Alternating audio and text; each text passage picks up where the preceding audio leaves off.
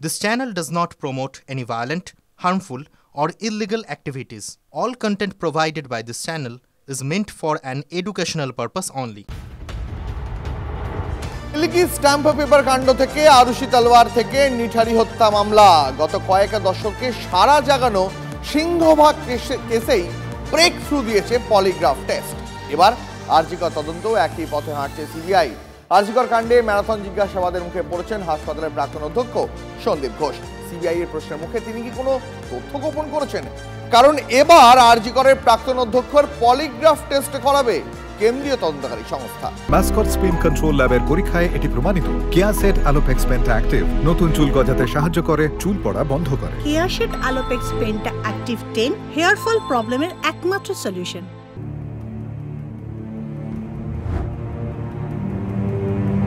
তিলোত্তমা খুন এবং ধর্ষণ কাণ্ডে প্রধান অভিযুক্ত সঞ্জয় রায়ের পরে এবার আরজিকর হাসপাতালের প্রাক্তন অধ্যক্ষ সন্দীপ ঘোষ, 4 জন মেডিকেল পড়ুয়া এবং একজন সিভিক ভলেন্টিয়ারের পলিগ্রাফ টেস্টের আবেদন জানালো সিবিআই। ডাক্তারি পড়ুয়ার মৃত্যুর পরেই তৎকালীন অধ্যক্ষ সন্দীপ ঘোষের বিরুদ্ধে পথে নামেন চিকিৎসক পড়ুয়ারা। তার বিরুদ্ধে অভিযোগের শেষ নেই। তদন্তভার হাতে নিয়েই টানা 7 দিন সন্দীপ ঘোষকে জিজ্ঞাসাবাদ করছে সিবিআই। এবার আরজিকরের প্রাক্তন অধ্যক্ষর পলিগ্রাফ টেস্টের আবেদন সিবিআই এর। বৃহস্পতিবার শিয়ালদা আদালতে সন্দীপ ঘোষকে নিয়ে যায় সিবিআই। সন্দীপের পলিগ্রাফ টেস্টের জন্য বিচারকের কাছে আবেদন। সিবিআই এর আবেদন মঞ্জুর করেছে আদালত। ঘটনার দিন রাতে তিলোত্তমার সঙ্গে থাকা 4 পড়ুয়ারও পলিগ্রাফ টেস্টের অনুমতি। তিলোত্তমা ধর্ষণ খুনের ঘটনায় ধৃত সঞ্জয় রায়ের পলিগ্রাফ টেস্টের আবেদন আগেই জানিয়েছে সিবিআই। বিশেষজ্ঞদের মতে আরজিকর কাণ্ড হাই প্রোফাইল কেস। প্রথম থেকেই পুলিশি তদন্ত নিয়ে একাধিক অভিযোগ, তথ্য প্রমাণ লোপাটের অভিযোগও অনেকে করছেন। এক্ষেত্রে প্রাক্তন অধ্যক্ষ সন্দীপ ঘোষের বয়ান অত্যন্ত গুরুত্বপূর্ণ। প্রতিদিন ঘন্টার পর ঘন্টা জিজ্ঞাসাবাদ।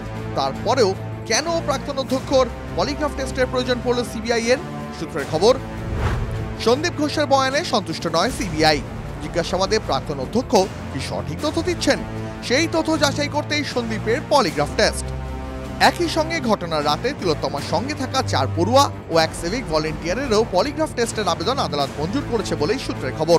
সূত্রের আরো খবর, ওই রাতে এক সিভিক ভলেন্টিয়ারের সঙ্গে রাত 11টা থেকে ভোর রাত 3:30 পর্যন্ত ধৃত সঞ্জয় রায় সময় কাটায়। সিভিক ভলেন্টিয়ারকে সঙ্গে নিয়ে চেতলার যৌনপল্লীতেও সঞ্জয় গিয়েছিল বলে সূত্রের খবর। শুধুমাত্র একটা রেপ অ্যান্ড মার্ডারের ইনভেস্টিগেশন না হয়ে এর একটা 360 ডিগ্রি যদি এর তদন্ত করতে হয় তাহলে সন্দীপ ঘোষের পলিগ্রাফ টেস্ট করতে হবে এবং অপকর্ম সায়েন্টিফিক্যালি প্রুফ করার জন্য যা যা করার যে প্রফেশনাল এজেন্সি হিসেবে সিবিআই তা করবে। ভালো, সিবিআইয়ের হাতে দায়িত্ব, সিবিআইকে তো সর্বতোভাবে নামতেই হবে। তিলোত্তমা তদন্তে কি সন্দীপ ঘোষের উপর চাপ আরো বাড়লো?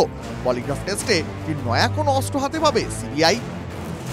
অর্থাৎ সামগ্রিকভাবে তিলোত্তমা খুন ধর্ষণ কাণ্ডের তদন্ত খুব দ্রুত গতিতে এগিয়ে নিয়ে যাচ্ছে সিবিআই এবং সন্দীপ ঘোষ এবং ওই মেডিকেল পড়ুয়াদের বক্তব্যে বেশ কিছু অসঙ্গতি আছে বলেই পলিগ্রাফ টেস্ট এমনটাই মনে করা হচ্ছে। ক্যামেরায় মাখনের সঙ্গে সিজার, TV9 বাংলা।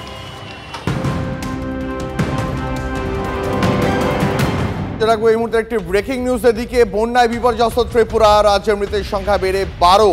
আপাতত স্কুল কলেজ বন্ধ রাখার সিদ্ধান্ত ত্রিপুরা সরকারের। বিপদসীমার ওপর দিয়ে বইছে হাওড়া নদী, ফুঁসছে মুহুরী, মনু, দেও, খোয়াই নদীও।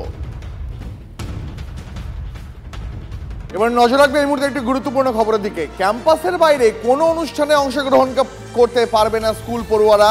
তিলোত্তমা কাণ্ডের আবহে এমনই নির্দেশ জারি করল পশ্চিম মেদিনীপুরের ডিআই দপ্তর। জেলা স্কুল পরিদর্শকের নির্দেশিকাকে ঘিরে ইতিমধ্যেই তৈরি হয়েছে বিতর্ক। ঘটনার কথা টুইট করে রাজ্য সরকারকে তীব্র আক্রমণ শানিয়েছেন বিরোধী দলনেতা শুভেন্দু অধিকারী। ব্রিটিশরা যেমন তার বঙ্গভঙ্গ আন্দোলনকে দমন করার জন্য যেমন বিভিন্ন সার্কুলার, নিয়ম সার্কুলার থেকে শুরু করে পেডলা সার্কুলার জারি করেছিল বর্তমানে শাসক দল সরকার, সেইভাবে একই রকম সার্কুলার কালা আইন জারি করে ছাত্রছাত্রীদের এই দাবিকে, যখন তারা ধর্ষকদের শাস্তি দাবিতে, ন্যায় বিচারের দাবিতে রাস্তায় নামছে, সেই দাবিকে দমন করার জন্য এই ধরনের পদক্ষেপ নিচ্ছে।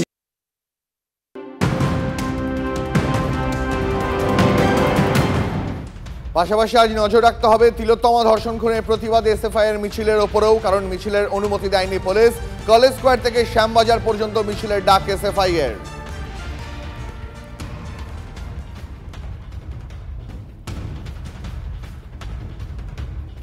আরজিকর কাণ্ডের প্রতিবাদে জানাতে চেয়েও মেলেনি অনুমতি ছাড়াই আজ পথে নামছে পূর্ব বর্ধমানের 2 বেসরকারি স্কুল।